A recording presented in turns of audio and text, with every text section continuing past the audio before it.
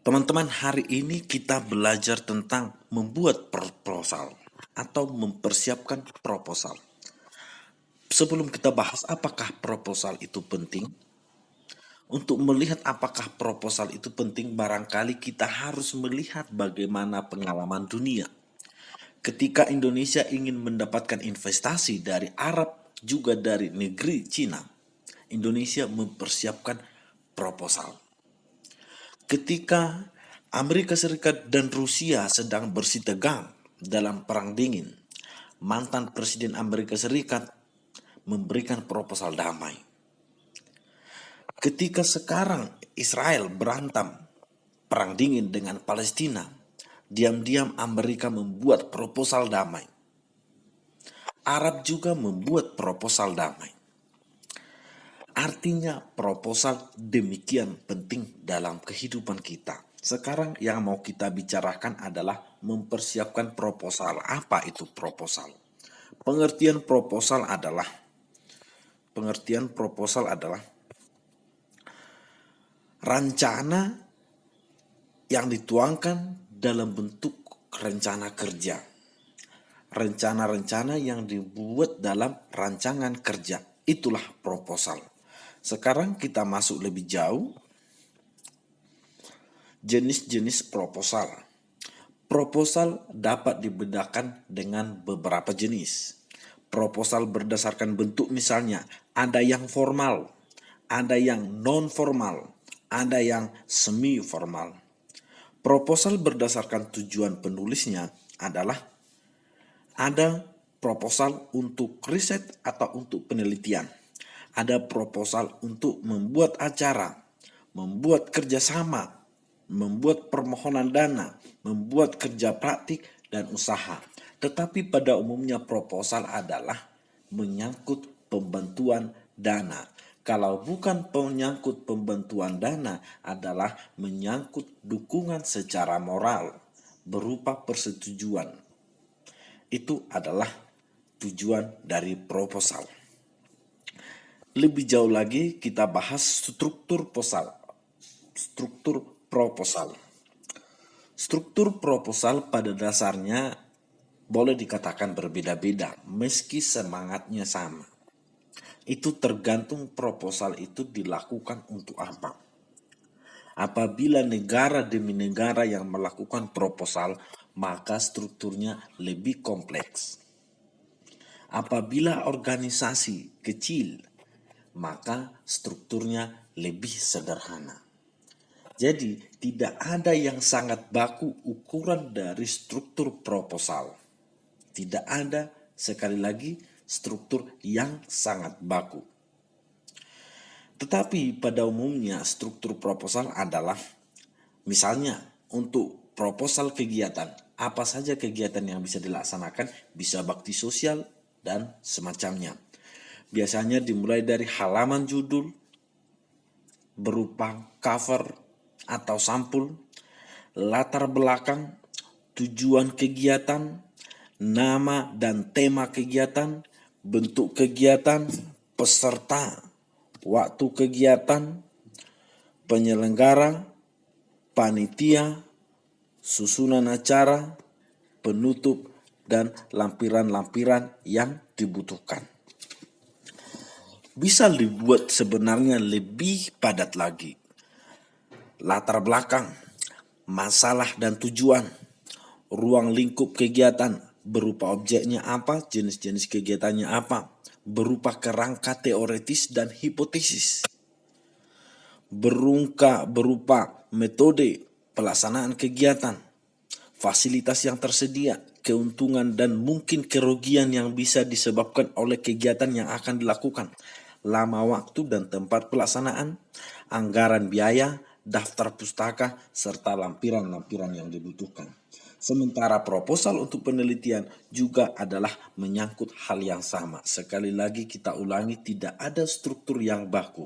Tetapi pada umumnya adalah ada latar belakangnya, ada masalahnya, ada kegiatan yang dilaksanakannya, ada rincian biayanya, apa yang akan diharapkan dari kegiatan itu. Itulah struktur proposal. Kita lanjut. Mencari informasi dalam proposal. Secara garis besar, isi proposal tidak lepas dari prinsip 5W tambah 1H. Mengapa, apa, siapa, kapan, dan bagaimana. Mengapa? Proposal tentu harus memuat alasan pelaksanaan suatu kegiatan. Informasi ini dapat disampaikan di bagian latar belakang dan tujuan kegiatan atau acara.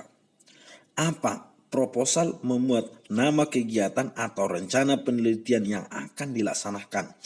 Unsur apa dapat dijabarkan dalam judul proposal. Unsur ini juga mencakup tema kegiatan atau tema penelitian. Siapa? Proposal memuat orang atau pihak sasaran kegiatan dari penyelenggara kegiatan. Peserta kegiatan, siapa personalia dari kegiatan, siapa perencana kegiatan, when, kapan. Proposal menjabarkan waktu kegiatan dilaksanakan termasuk tanggal, jam, dan jadwal yang lebih runtut. Bagaimana? Proposal menjabarkan konsep dan bentuk kegiatan, aturan, dan ketentuan untuk berpartisipasi dalam kegiatan. Unsur ini juga memuat langkah atau cara kegiatan tersebut dikelola, baik susunan acara, pengelolaan dana, maupun publikasi.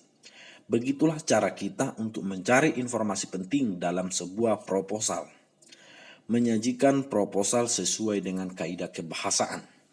Tentu harus menggunakan kalimat efektif, menggunakan kata-kata ilmiah, kata-kata yang baku, kesepadanan struktur, keparalelan bentuk, kehematan kata. Analisis IT, sistematika, dan kebahasaan proposal. Kita masuk masalah isi proposal. Rumusan masalah. Perumusan masalah tidak boleh lemah. Tidak boleh tidak mengarah pada hal yang ingin diraih. Serta tujuannya tidak boleh tidak jelas. Tinjauan pustaka. Hindarilah tinjauan pustaka yang kurang menunjang, tidak relevan, dan kurang mutakhir. Apakah tinjauan pustaka selalu ada di dalam setiap proposal? Jika itu proposal penelitian, maka tinjauan pustakanya mesti ada. Tetapi kalau bukan penelitian, maka tinjauan pustakanya tidak harus ada. Metode penelitian, jika ini adalah untuk proposal penelitian, maka metodenya harus ada. Tetapi kalau proposal kegiatan seperti bakti sosial, maka metode penelitian bisa diganti dengan metode pekerjaan. Anggaran biaya dan susunan acara.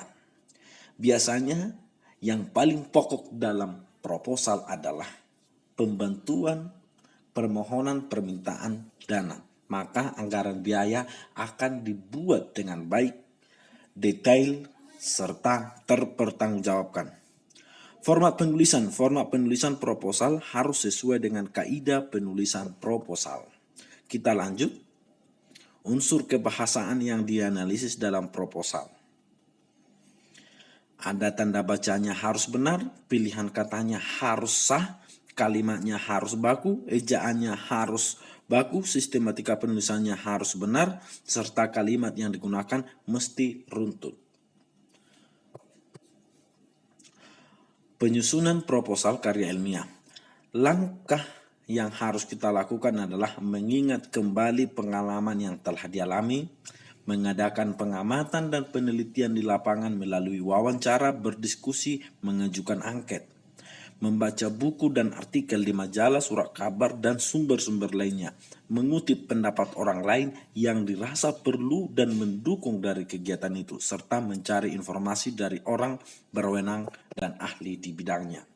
Langkah-langkah menyusun kerangka proposal adalah harus sistematis, terencana, mengikuti konsep ilmiah, jelas dan dapat dimengerti. Karena bagaimanapun proposal bukan karya fiksi.